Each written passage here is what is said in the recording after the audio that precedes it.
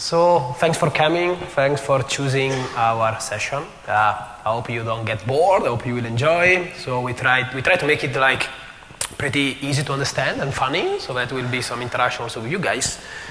So today we're talking about mobile telephony threats, particular focus in Asia. And this is a joint work with two colleagues of mine, Lion, he works with me in Trendmicro, and the Dr. Payas, that he now joined as Pindrop. He's a startup in the US focusing on telephony threats. And we have also two professors, one from Singapore and another one from Georgia Tech in Atlanta, that help us with this research. So I'm pretty happy to be here. This is just like a commemorative slide for myself. I taught at Black Hat 9 times, so over 7 years, so a kind of anniversary for me. So I will be happy to offer you a beer, guys, if you show up tonight at the bar. We can have a small party about this. So thanks again for coming. So this is, we're going to switch between each other here. So there will be 3 of us talking on stage. So sometimes it's not easy to have 3 people talking at the same time. So we'll try to get the best out of it. So Payas will start the show here. So I give a pointer to him. Thanks, Marco. So he was saying that it's the 9th for his, and before the talk, he was saying, okay, 10th will be his last, and every time he wants to talk, he'll recommend me to talk at Black Hat. So let me start by talking about the telephony threats in general. Just in 2016, 30 billion calls have been made. 30 billion robocalls have been made in just United States alone. I repeat, 30 billion, starts with a B and not M. So you can imagine the kind of spam and fraud happening in United States. And why is it happening? And why people are falling for it. And the biggest reason is that the threats which used to happen on the cyber channel has taken a biggest paradigm shift and is now happening on the telephony channel. People used to trust telephony a lot. And scams are increasing, telephony spam is increasing, and we'll start the presentation by giving an example of the kind of scam or kind of spam happening on the telephony channel. So in this case, so it's actually, I've spoken to a Facebook scammer when I have a problem in Facebook. So I was pretending as a victim. I called Facebook fake call center. And how did I looked for, is there a Facebook call center? I found a number, I called the number. When I called the number, the guy sitting behind the desk, he answered. I could literally feel, he actually pretended to be in the United States, but I could literally feel he was Indian and calling from India. Anyways, we went along, and then what happened was, I asked, I have a problem, can you solve it? He said, okay, I can. And this is what happened. So, can I have your name? Yes, do you have any store nearby your place, like a Walmart or Staples, any kind of a Target, normal store? I have an Amazon store. Okay, what you need to do, you need to walk up over there because the authorization of your account has been deactivated. You need to activate that authorization once again. Just walk up over there and tell them to provide you an iTunes card. Okay? Okay. And on the backside of that iTunes card, there would be a 16-digit security code. And you need to call us back on the same number and provide me that 16-digit security code so that I can activate that. So now you can see that it was just a password reset request for my Facebook account. He didn't even ask me the username of my account and asked me, is there a store nearby like Amazon or Walmart? Go to the store and purchase a $50 iTunes card, and there's a secret code behind it. Give me back that secret code. I was like, wow, really?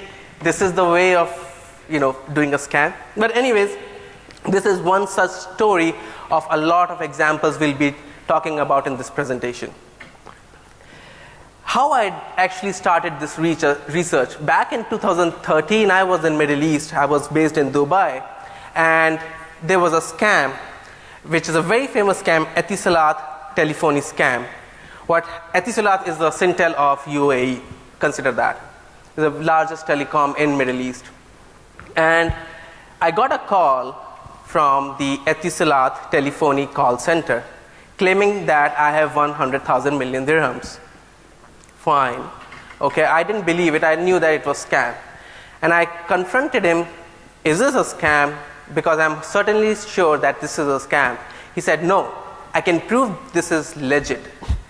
And believe me, for like in the next 2 minutes, I literally feel that this is really legit. What happened was, he said, okay, you can hang up the call, take out your SIM card, read the first 8 digit, and it should be these first 8 digit of your SIM card. I was like, no, this cannot be true, because how can he know my first 8 digit of the SIM card? I hang up the call, I took the SIM card out, and exactly the first 8 digits of the SIM card were what he told me. And I was like, okay, this is something interesting. I called back the number, the guy picked up, and he's like, okay, now you are sure that this is not a scam, so let me transfer this call to the manager. And he asked me, okay, go to a Dubai bank in Dubai and put a deposit in the account, and we'll transfer all this money in that account. I was like, this is fraud. But the question kept bugging me, how can he know the first digit of my SIM card? Apparently, all the SIM cards of Etisalat have the same first 8 digit.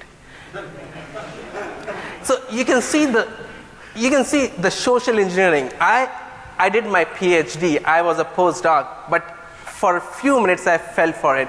So you can imagine our grandpas, our grandmas who are not very tech savvy, what used to happen for them. Wangiri fraud, it started in Japan. It's basically a one-ring fraud. You get a call, it only rings for one ring, basically 1 second. And you see, okay, hey, there is a missed call, so you usually tend to call the number back. When you call the number back, it actually connects, and you see that it's a local number, but it's not a local number, it's a premium number. So rather than paying a local rate, you end up paying a very high amount. And the attacker actually controls these numbers. So it's called a premium fraud services.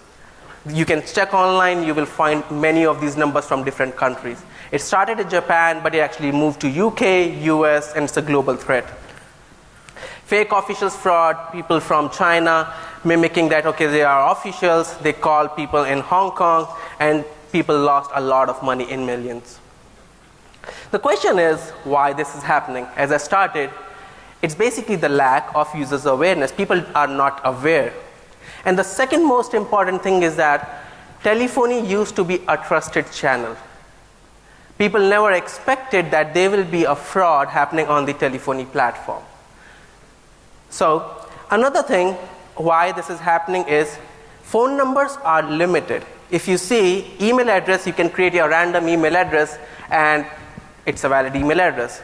But phone numbers are limited. For example, in Singapore, it's an 8-digit maximum. You can have 8 digit. So 10⁻⁹, and I can do a robocalls campaign in just 1 day and exhaust the entire range of Singapore. It will ring all the phone numbers in Singapore in just 1 day. So there are ways to actually understand this problem, how big the problem is. And I believe as a scientist, as a researcher, that data-driven approach is the best way to understand a particular problem. So how do you get the data? Okay, you can go to Syntel or StarHub and ask for the data. No way they're going to give you the data because of privacy issues. So either you work with them or with the company. Or you can actually go for some proprietary companies like Pindrop. Pindrop has customers, but we also won't give you the data. So as an outsider who wants to do some research in this area, you only are left with one option, is that create your own data or go online, find some open source data. For example, there's a website called 800 Notes. It's a very popular website where you go to the website, take the phone number, and can write a complaint if you have received a call from that phone number. So you can scrape the whole website, build your own data set, and understand what's going on, what the recent scams are and everything. Similarly, FTC. FTC is the Federal Trade Commission, which actually deals with consumer complaints. It's again US based, and they also provide the data. on the complaints made by US customers.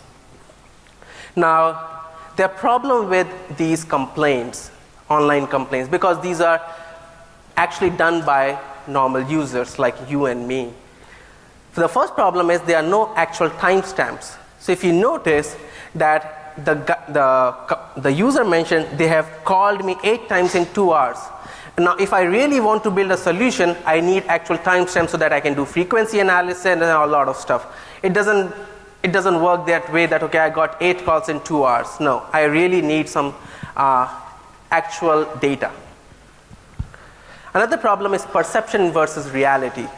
It's a very basic problem in our day-to-day life that, okay, I received a call, but now the attacker is mimicking AT&T. AT&T is again a telco in US. So you can imagine, for me, AT&T is calling, but no, someone is mimicking AT&T is calling. So I don't know whether to say it's AT&T calling or someone else calling. So see, there's a perception versus reality problem. Another problem is delay. Delay in reporting. People are lazy by nature. We all know that. We are frustrated when we get a call, but no one wants to take an effort and go online and report or file a complaint. So in this example, he got a call on March 26th, but as you can see above, he reported on March 29th, 3 days later. So if you want to build a real-time solution of something, we need real-time data. And that's what lead us to this whole research, and we actually talk about the solution. And the solution we propose is a telephony honeypot. I started this research by creating a phonypot. In this, we talk about MobiPot, a mobile honeypot, where the idea is very simple. You have a honeypot, you have a bunch of phone numbers, any call coming into these phone numbers, you play with them. So let's talk about, if you actually want to deploy a telephone honeypot, how you want to do it. So naively speaking, so I believe you guys have used IP phones, right? So in IP phone, what happens is it has a phone number. The phone number is a real phone number. It also has an IP address.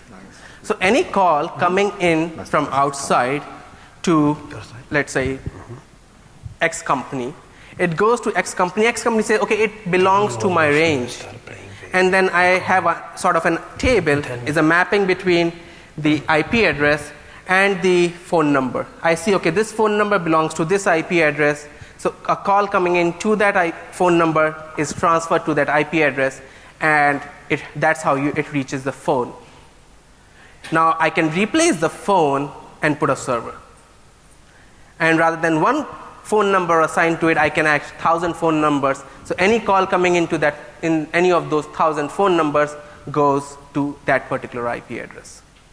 It's a very simple, there are a lot of complications and everything. You have to deal with the audio and headers and everything, but that's a very basic understanding of a telephone honeypot. But this is about the landlines. What about the mobile phone numbers, which actually is the very focus of this talk, mobile honeypot. So you can do the same thing. You take the SIM gateway. SIM gateway has some slots of SIM cards. So rather than you have a phone, you actually have a gateway which has multiple SIM card slots. So you take this SIM gateway and insert all these SIM cards, and any call coming into those SIM cards, you direct towards your honeypot. Now, there exist multiple various solutions which we can use, open source solutions like Asterisk Server, which we can use to create a honeypot, and that's what we did in here. So before actually I transfer to Lion, I want to emphasize what we did actually with the honeypot. We created a mobile honeypot, and then we have some phone numbers. We seeded these phone numbers at various places, because you won't receive a call until a criminal knows about it. So Lion going to talk more on this, how and what's the implementation of the MobiPot was. Thanks, Payas. And I very like to to share some key features of the MobiPod. As you can see the slide, we have a very nice web portal for the MobiPod. In this web portal, you can see that we collect the every call's very detailed information, like the call date and the caller ID. The caller ID is the caller number of the every incoming call. You can find the caller numbers in this column. Another very great feature is that we can also play the every call recordings in this web portal. So we just open the web portal and listen every call recordings and figure out what's going on in this call, and whether it's an attack or whether it's just a spam and or other type of calls. And MobiPod web portal also give us other very important information. Here is that they also provide us the destination number. Destination is our MobiPod number. So we know that from this column, from this data, we know that which MobiPod is hit a lot by the attackers, and which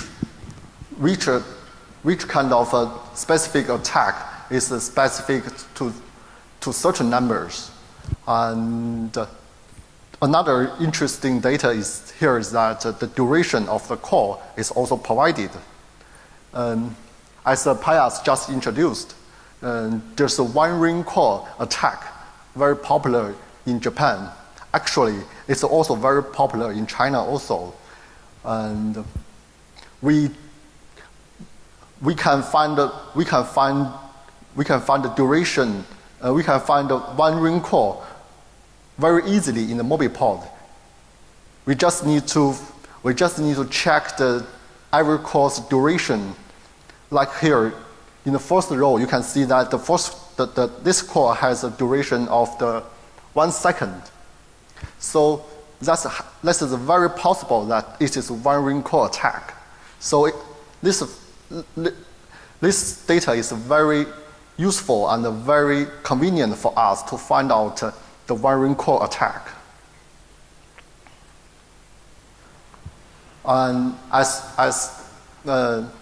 Pius introduced, our MobiPod can recording the every call. So I'd like to share you one example of the recording.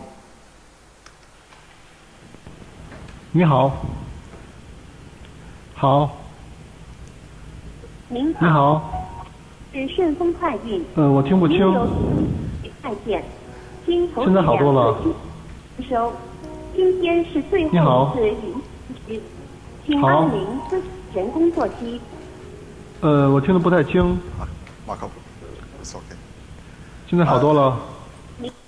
First, the man sound is me. I recorded this sound as an engagement recording. Every incoming call reach our MobiPod. Our MobiPod just playing this engagement recording. The purpose of this engagement recording is to let the caller talk about more details of their purpose. So I made a record myself. And in this recording, there's a lady, and this lady claimed she's from a carrier company. She notified me that I have a very important parcel, and I need to contact them immediately because this parcel has some problem. And if I press the number 0, my call will be transferred to an operator. They will proceed the details manually. And this is a very typical trick in our scam recordings. And the interesting thing is that I heard that in Singapore last year, there also such a very similar attack happened here. It is called the DHL parcel scam, and it caused a lot of damage. And finally, the Singapore police force arrested a criminal for such kind of attack. And yes, our MobiPort can also record the SMS messages. As you can see, that our MobiPort can save the whole content of the short messages properly. And here's a very typical example. In this example, the scammers asked me to transfer money to a given bank account, and the scammer also said he contacted me before, and this is a follow-up message, and let me do the instruction. It is very interesting that we checked our call recording, and we found this guy called us before, and so we figured out that some scammers they implement the attacks by combining the calls and the messages together. So for this kind of attack, we call it a two-step attacks. Later, Marco will introduce the two-step attacks details for you. This slide shows our MobiPort deployment. This map shows that our MobiPort deployed in 8 major cities of China. The reason we chose China to deploy the MobiPort is that China has suffering very serious telephony scam in the past years, and it caused very huge losses. So we think that if we deploy to there, we will have a much more better data for analysis. Actually, we had found a lot very high quality attacks in China. And another advantage for this deployment is that we also can find the specific attacks to specific regions, because our MobiPort are distributed to different cities. So I will hand the stage to Marco to let Marco introduce another very interesting part about MobiPort phone number seeding. Okay, thanks, Lyle. So we are pretty much half of talk here. So we have like 23 minutes gone. So we are pretty much half. Now come more the juicy part of the talk, where we're going to show you actually what we found, right, with this honeypot. Before that, I just want to spend 2 slides about one of the challenges we had, which was to basically make our numbers appealing to fraudster. What does it mean? It means like if you have a standard like TCP/IP like honeypot, maybe publicly exposed to the internet, you just put your honeypot there, and you have like services like Shodan, that scan for the whole IPv4 address space. So at a certain point, somebody can easily figure out that there is, a buggy service like reachable over the internet or publicly exposed, and so basically they contact you immediately. Here it's something different. So you need to actively basically advertise your numbers, and there are different ways of doing it. So we identify 3 macro ways of doing it. First is by advertising the SIM cards of our social networking sites. The second one is to run mobile malware application that basically leak these numbers to command and control servers and to cyber criminals. And the third one is to contact like messages, numbers that are already known to be possibly malicious. So let's start with the first one, which is like simulating social networking leaks. So what's the issue? What's the point here? The point is that Basically, there are a lot of users that involuntarily they undisclose their telephone number over social networking sites. Like LinkedIn, for example. How many of you, put your, telephone number of LinkedIn? That's okay with that. The problem, as Poyas was mentioning, that a lot of cyber criminal and fraudsters in general, they collect number from networking sites. And then what we do, they reach back to you, maybe on your corporate number, and then from there they do some lateral movement inside the organization to target somebody else. So we want to simulate actually users that were leaking their number on social networking site. So we did the leakage on sites that are this site you see there, they are all Chinese. So they are Twitter-like version.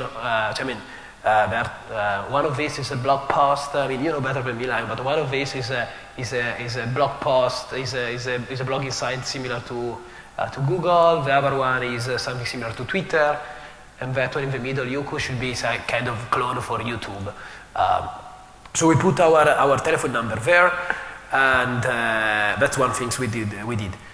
The second things we did, we ran mobile, as I said, we ran mobile malware that leaked our honey cards that we voluntarily put into the contact list of a mobile phone.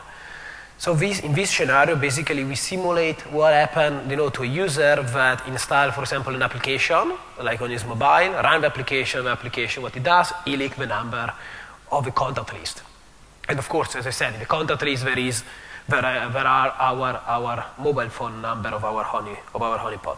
So we ran different families. As you can see here, you have the numbers. So about more than 400 samples of mobile malware. And then we used a tool called TaintDroid, which is a tool that does a taint analysis on Android. And it can basically tell you wherever the contact list, which is basically the source, arrive to a sink, which is in that case, for example, a TCP IP connection, and basically leak the number somewhere, like the command and control server. And the screenshot is pretty bad, but basically it shows that there was a taint drawing, showing that there was actually a leakage to a command and control server. And finally, what we did, we actively engage with fraudster. So there are websites, as Poyas was mentioning at the beginning of the talk, that collect information about number that are possibly associated to scams. So we crawl these websites, and then we engage these numbers with an SMS that was where we tried to social engineer them, saying that we are ready for a payment.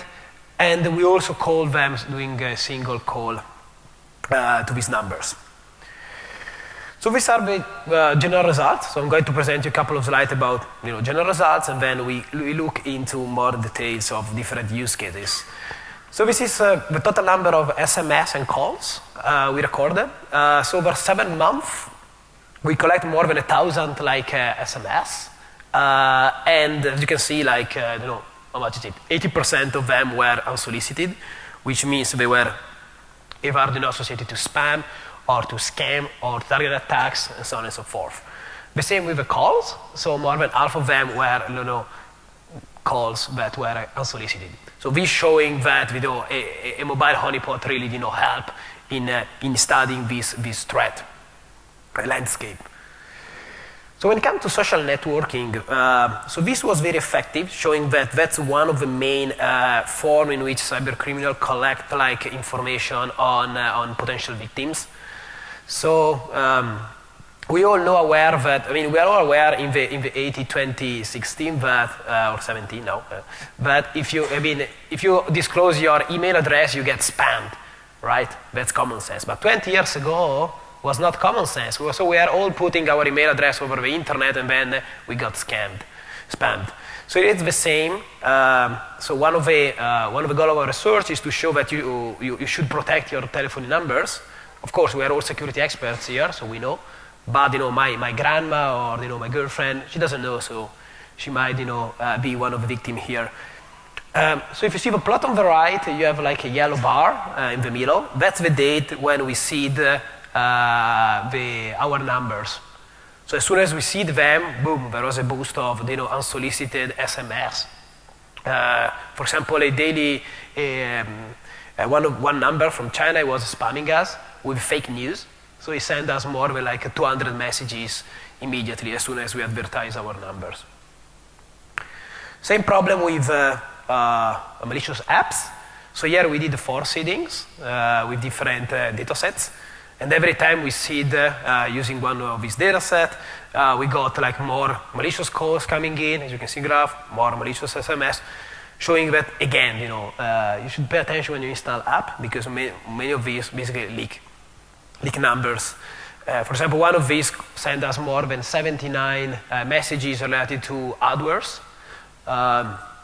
So that could be like one of the risks of running these applications. All right, so let's move into more in the trend landscape to try to understand what are the strategies used by fraudsters to conduct their frauds. And then I will give the mic to Payas. He will play some more recordings. I like recordings. So I'm also looking forward to these recordings.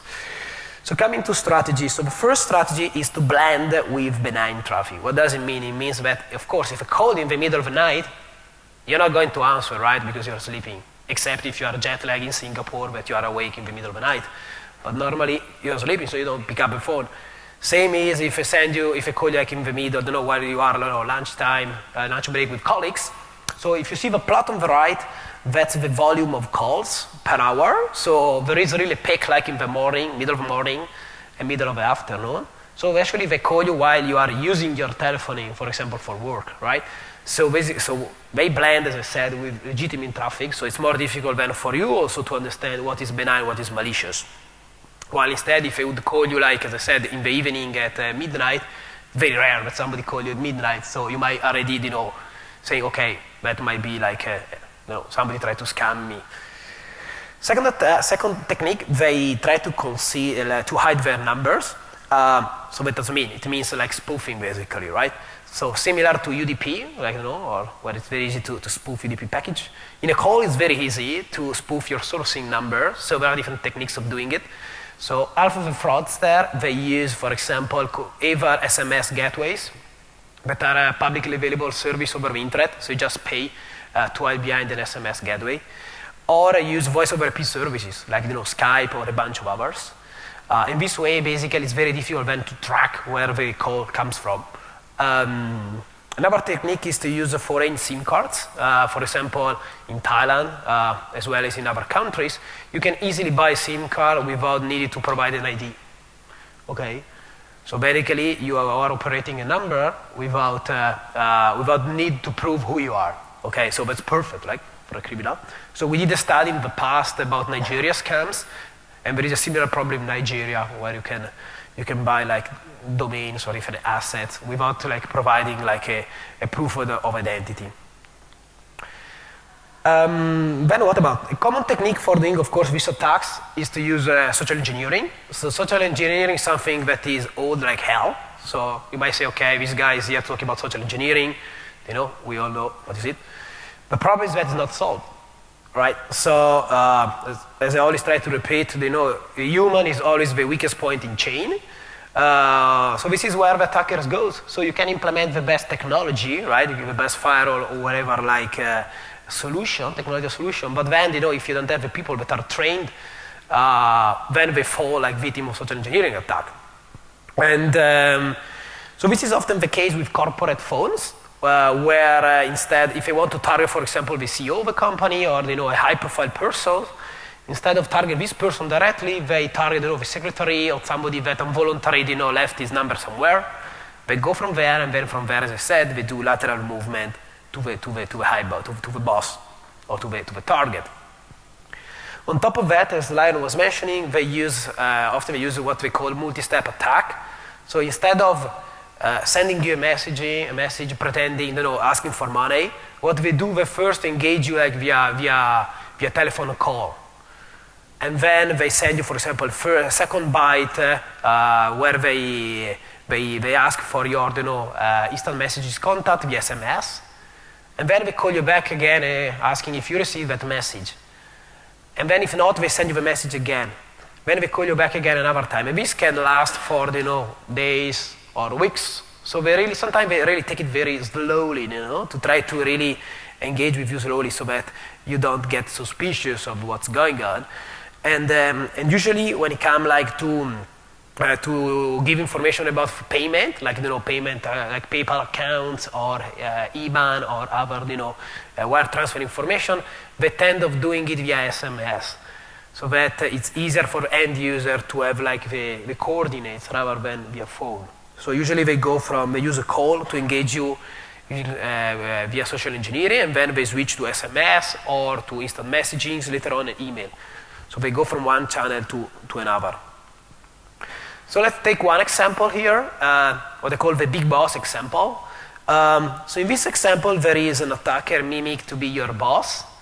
And what this attacker does, he calls you and he tells you, okay, well, you should come to the office like as soon as possible because we have a problem, and I would like to talk with you personally, like in the office. So basically the victim is already in that state where, oh my God, what's going on? Why the boss want to talk with me? So we start panicking, so it's kind of stress.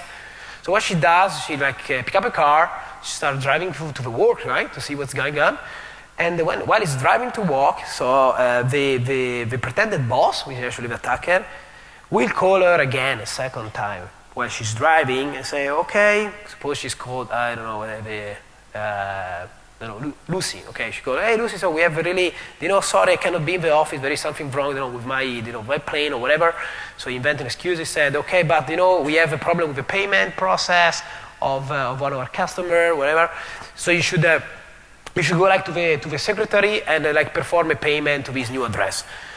So what the final victim does, he reaches to the office, go to the payment office, and then deliver the payment to the boss. So there is really a way to we track this case in our honeypot. So we really saw that they really try to engage here, for example, while you're driving or while you're doing something. So you're already in the mood of listening the guy on the phone, right?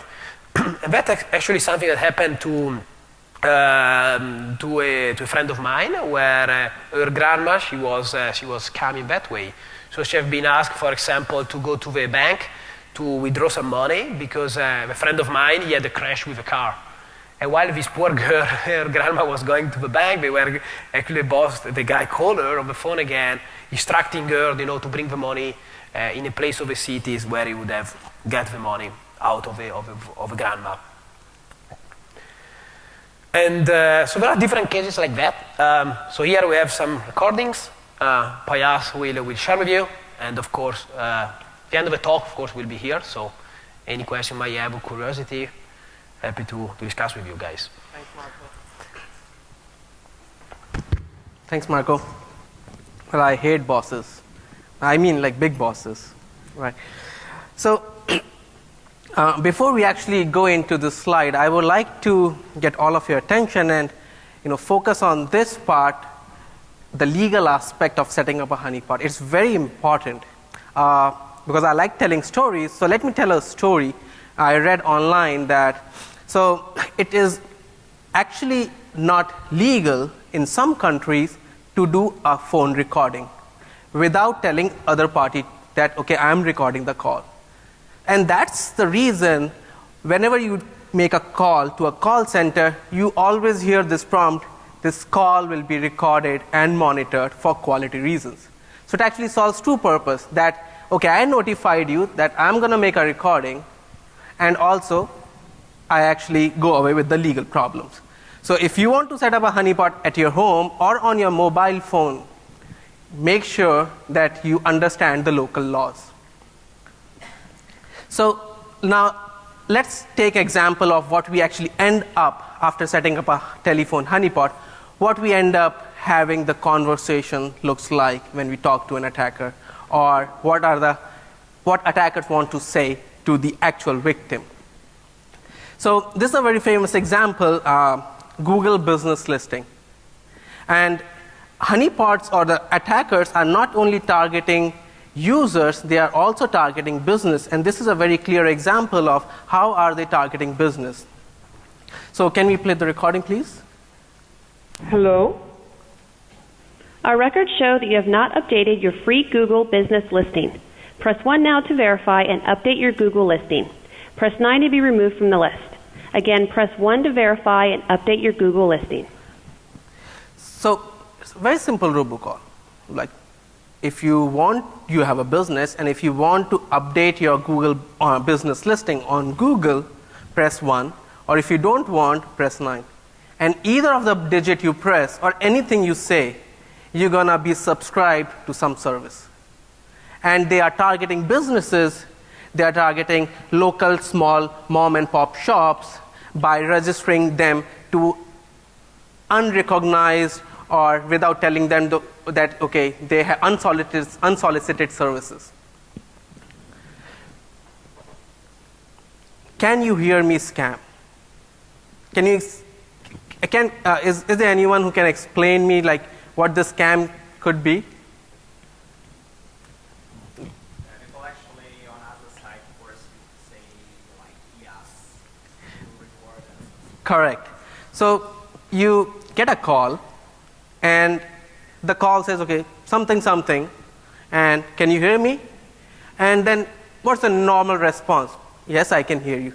So they use this simple yes, and they actually sign up you as an individual to unsolicited services. And at the end of the month, you're gonna see a $100 bill in your added to your monthly charge. So we have a recording which we actually end up getting at the honeypot, and listen it carefully that it doesn't, it's a robocall, it's an automated call. And it doesn't feel like that it's an automated call. Hello? Hi, this is Josh from the customer service department. Can you hear me okay? Okay, great. You have been pre-selected to receive a vacation of... So if you have noticed that after he said, can you hear me okay? It's a robocall. He already made a pause, expecting the other party should say yes. And then he kept on continuing. Honeypot didn't say anything, right? It's a machine. We never said anything, but he assumed, okay, yeah, this guy might have said yes. Okay, now let me promote more services. So these are the simple ways how these people are making money, and it's not very obvious for a normal person to distinguish whether it's a scam or not within first 10 seconds. Let's take an example of tax collection agency scam. In US, it's called a very popular scam, IRS, Internal Revenue System. Basically, they take 30% of your salary every year, IRS. In this scam, what happens is you end up getting a call, and this call is not from the IRS, the tax collection agency, the legit company. It's actually coming from somewhere, some guy in India. He's actually mimicking IRS and threatening you that you have not paid your this year's taxes. And if you don't pay your this year's taxes, FBI will come after you, or you will end up in jail. So they first call you, then they threaten you, and then once you are threatened and once you agreed to pay, they don't actually ask for a credit card, debit card, because they don't want to have a paper, they don't want to have a trail, and they actually ask for something else. So let's see what a call looks like when you get a call like IRS. Hello? We have been trying to reach you. This call is officially a final notice from IRS, Internal Revenue Services. The reason of this call is to inform you that IRS is filing lawsuit against you. To get more information about this case file, please call immediately. So first, IRS will never call you. IRS will never call you. If they want to contact you, they send a postal, like a paper, old copy, mail. They will never contact you via email or telephonic call. That's the first thing. But still, like people like me or my mom or my dad, they won't know, right? They feel intimidated. The second thing, if you have noticed at the start of the call, there's a thing called hello, right? And this is actually from the honeypot. And the reason why there's a hello in the beginning, that robocallers are smart. They won't talk or they won't play their recording unless they listen something back first. So you say hello, and then only they will start. So they are improvising, they're getting smarter and smarter. Now let's take, once you pick up the call and you interact with the agent, what happens? The arrest warrant will also be issued under your name. It's a real person. And a what? Under your name. The arrest warrant will also be issued under your name. An IRS warrant? The arrest warrant. Arrest warrant, sir. Arrest. Arrest warrant? I got an arrest warrant under my name? You will be getting it soon because you are running out of the situation right now. So he's threatening that you will receive an arrest warrant. Okay, people get threatened. People really get intimidated. Now, we agreed to pay. So we actually did this experiment at PinDrop. So we were playing as a victim, and we agreed to pay. Okay, we want to see what happens once they get the money. So this happens. No, we don't accept any of your credit cards, any of your debit cards, any of your bank account information. No, nothing. Because you need to pay this amount by the tax pay vouchers, which are available to any of the government stores, federal stores nearby you. So they don't want your credit card number, they don't want your debit card number, they don't want your bank account number. So they don't want any of the electronic trail. They actually want to go to a store, fill the form, and pay using tax pay vouchers, the physical tax pay vouchers. This is one type. And they actually improvise. And we received another call when we did a study. They actually did the same thing, if you remember, when I was talking about the Facebook scam. One guy actually said, okay, you have to go to the Apple store and get the $150 voucher. So they improvise. It's not, but they don't want credit card, debit card, or account numbers. So see, this is the way they actually deal.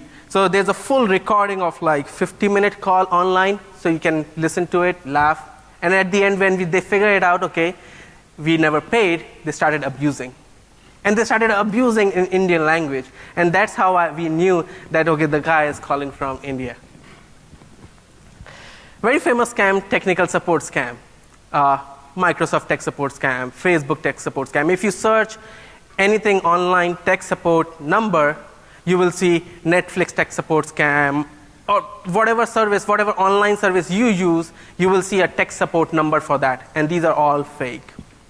And what happens in the scam is, you get a call from a scammer, and they don't target tech-savvy people or youngsters, or they actually target elderlies, very vulnerable population, or they target a very geographical location, for example, in Florida, where they knew that, okay, a majority of the population in Florida is very old.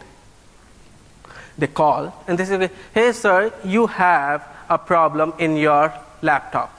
They don't know whether it's an Apple laptop or Microsoft Windows laptop. They say, you have a problem, you have a Windows laptop, you have a problem in your Windows laptop. It has a lot of malware, Trojans, viruses, blah, blah, blah. So it's okay. And if you don't clean up your computer or your laptop, you will end up in trouble. Microsoft will come after you, or FBI will come after you. So they have the same tactic, they intimidate you. And once you agree, okay, and they say, okay, you pay just me $10 or $29, whatever, small amount, and I can help you in cleaning up your laptop. And how did they do it?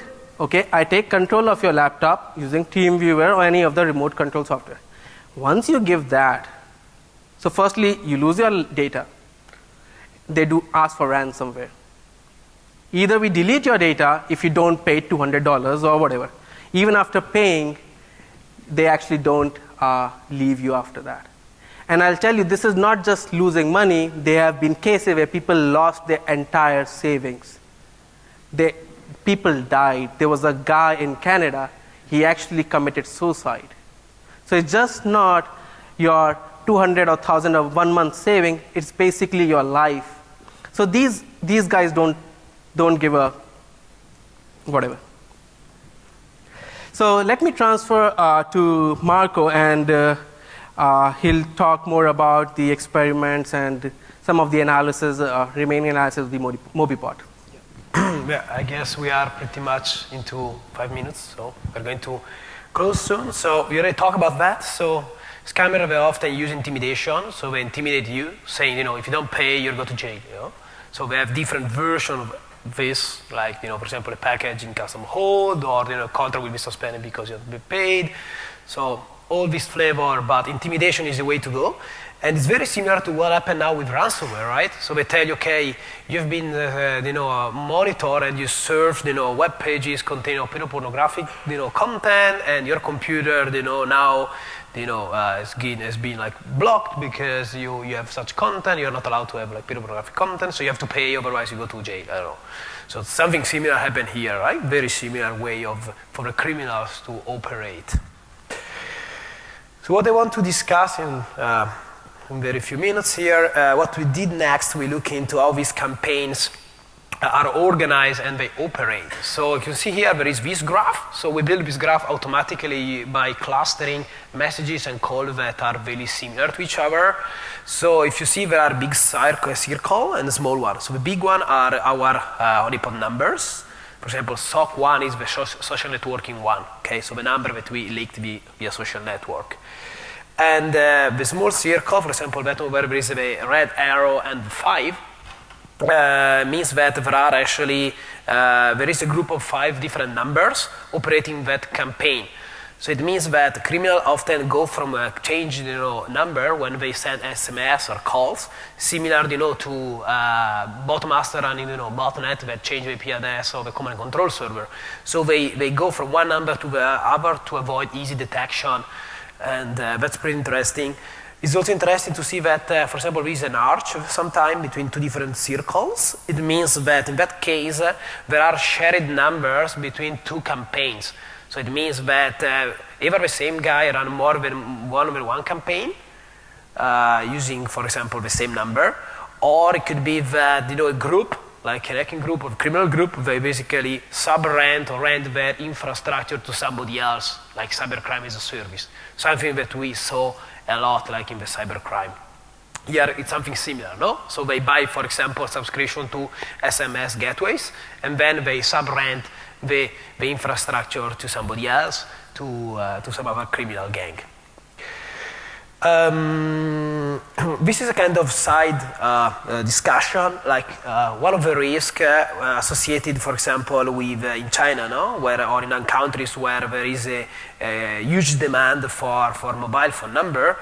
One of the risks is that there are not enough mobile numbers for everybody. So what the telco do, they reuse the same number. So what happens is that you go buy like a new SIM card, you expect that the number is fresh, well, actually it's not. So the number was used previously by somebody else. And so the risk for that, as you can see here, in our honeypot we collect such messages. So this is a message coming from Tencent, which is the company operating QQ, which is similar to ICQ, is an instant messaging platform in China. So we received a message about a password reset. So what happened is that basically one of our honeypot number, it was registered with a QQ account. So somebody made like a request for a password reset, and the system at the back end, he sent the message to us asking for a double factor authentication.